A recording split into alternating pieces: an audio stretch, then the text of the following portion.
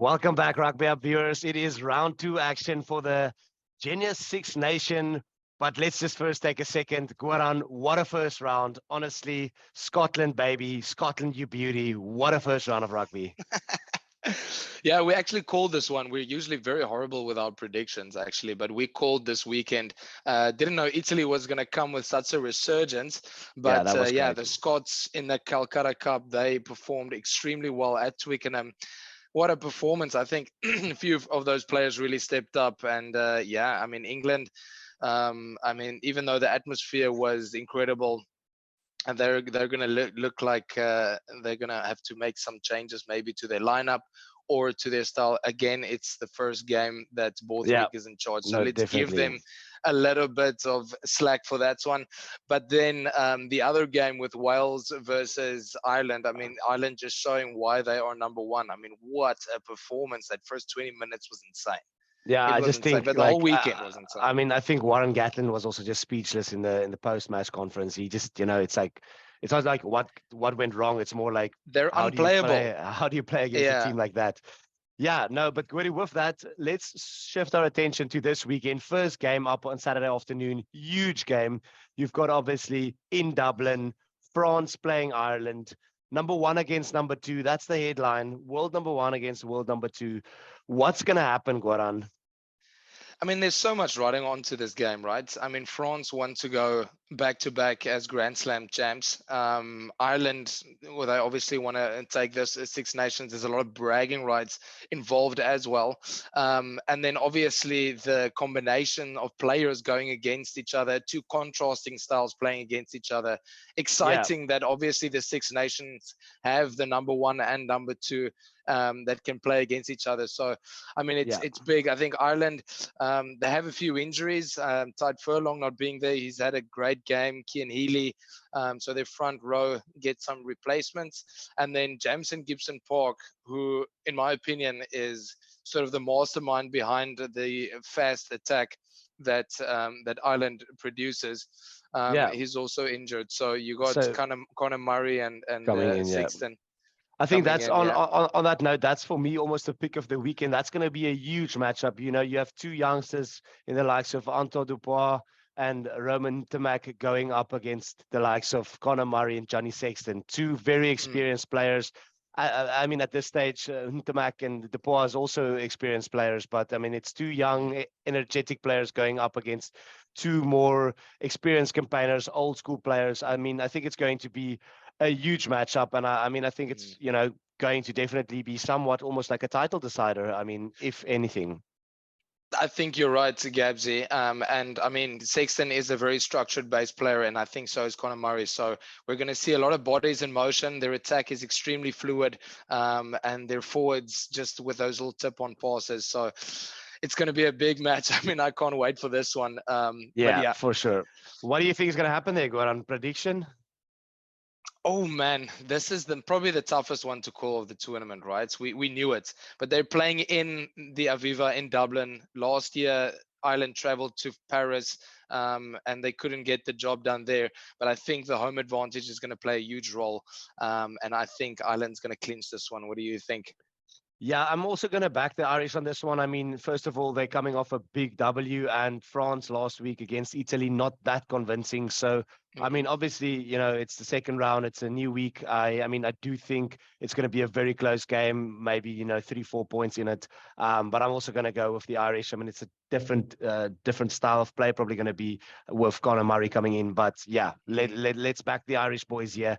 Let's see what's going to happen. I mean, next game coming up, also a huge game. I mean, it's time for Scotland to show that, like I think you used a sentence earlier, said, what do you say, a one-trick pony, to show that, they can show some consistency in the Six Nations. And for that, they need to beat the other teams. They need to beat the Wales. They need to beat Ireland. They need to beat France. They need to do all of that to actually ever be back to that form of being a contender for the Six Nations. So, I mean, they were super good last weekend. And I think Duan van der Merwe in particular was phenomenal. Yeah, I think that he was try also, of him was crazy. yeah, I mean, what a belter of a try. How many yeah, defenders did he beat? Something like 6 defenders beaten. It's yeah. crazy. I mean, Yeah. really, like also scoring the obviously match decider in the end as well. So He Yeah. was huge. I think he was voted as the player of the round from Mm. obviously the officials. And I mean, yeah, I think obviously for Wales on the other hand, they would also look obviously to cause an upset. They know that Scotland over the years have been inconsistent in the Six Nations. So can they show some consistency is the big question. And can they Mm. take that momentum of beating Ireland throughout this tournament and also take that into the World Cup? I mean, we hope yes. I mean, it's obviously a big question. And I mean, they have the talent, they have the team, they have the flair. So let's see what Mm. happens this weekend. I mean, what do you have to add on that game? Well, I mean, yeah, it's like you mentioned, we're just looking for some consistency from the Scots, right? They haven't beaten Wales in the last 12 occasions. They've shown that they can beat England, but can they be consistent? Can they match up two big games in a row and actually get the W? And I think if you want to be a Six Nations contender, if you want to be a World Cup contender, they've got an extremely tough group, Scotland. They're going to have to show that they can be consistent and win big games back to back. So I think the Welsh side, I mean, Alun Jones is out, but their forwards, as mentioned in the past by Rassie Erasmus, also by the players like Tui Pelotu, who played on 12 this weekend. I thought he was crazy good. He also Yeah. said, I mean, they've got a lot of grit to their forwards and they don't go away. So, I mean, the Scottish forwards are going to have a game on their hands. They know that they're going to have to work for 80 minutes long if they want to get the win. So that's a big Yeah. game, Gabs. No, What do for you sure. see That's happening? yeah, it's a huge game, Goody. And just to pause for a second there, I know we've been talking about this game now for quite a bit, but I mean, I think it might seem far-fetched to even mention in one sentence Scotland and World Cup contender. However, on the other hand, you have to think if they can beat England, year in, year out, then they should be able to find some sort of a consistency and actually see themselves in a knockout stage in the World Cup. This World Cup this year in France, obviously, they've got a super tough pool. Will they make it out of the pool stages? We don't know. But if they want to make it out of the pool stages, they need to show that they have some consistency. And that starts right now, right here in Yeah, the Six yeah, Nations. I'm going to go with Scotland on this game. I would really yeah. like to see them, beat Wales, find, some good form before the World Cup and also maybe sneak into a second or third place this year, or maybe even be Mm. a title contender for the Six Nations. Well, the Welsh is Scotland's bogey team, right? But I think they know that they need to show what they're capable of in terms of putting good performances together week in, week out. And they're playing at home in Edinburgh. I've seen good performances from Finn Russell. They don't have many injuries. And it's a relatively consistent squad. I'm also going to go with the Scots. Let's see if they can pull another one through. That would be awesome. Yeah. And then our last game for the weekend is obviously England against Italy. It's Sunday afternoon. It's in Twickenham. So, I mean, that's a big game. I think Italy showed last weekend against France what they can do. And obviously, England coming off a loss, new look, Yeah. coaching setup. And obviously, I think the big talking point, does does Farrell and Marcus Smith gel together? I mean, we've seen them so Mm. many times now. Is it maybe time to mix things up? I mean, I don't know. Marcus Smith, like, you've mentioned it before.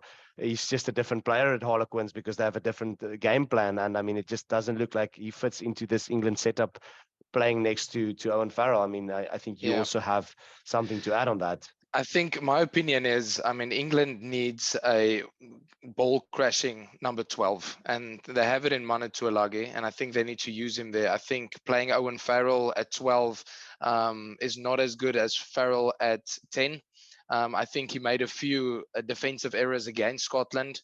I think he was targeting Finn Russell a little bit, which left some gaps. And I think he's a great player on 10. And I think Marcus Smith, they're just two contrasting styles. That's the thing, right? Marcus Smith loves the open play, creating magic out of chaos. And then Owen Farrell being a more structured, game organizing 10. And maybe that is what England needs right now. And he is the captain. I mean, you're not going to put your captain on the bench, or will he? I mean, we don't really know what Borthwick's plan is, but he does have a plan. So we'll see. The selection isn't out yet. We'll see what they select for their team.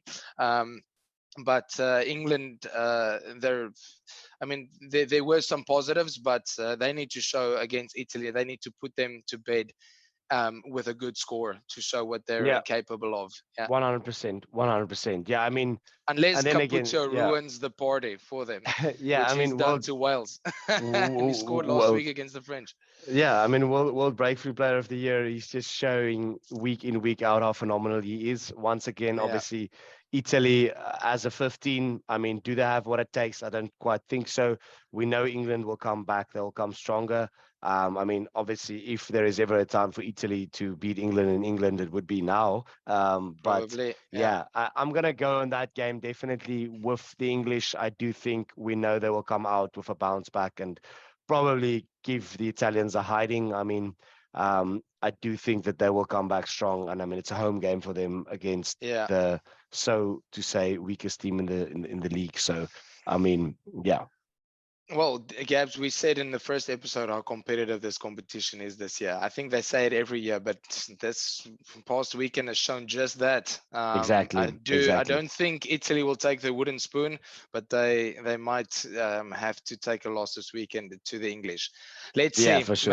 Maybe our Rugby Hub viewers can let us know in the comments a little bit your predictions. Which players do you think is going to make a huge impact on this weekend's game? We'd Yeah, love to hear please from you guys. Yeah. share with us what you guys think of this upcoming weekend and also what you thought about last weekend. If we missed something, if Yeah. you would like us to talk a bit more about a specific topic next week. And yeah, enjoy the rugby this weekend. Goran, super nice to see you. Super excited for the weekend. Let's get going. Gabsy, I'm gonna call you straight after. I've got more stuff to say. I'll chat to you soon. Cheers, guys. Cheers, Goody. Goodbye. Bye.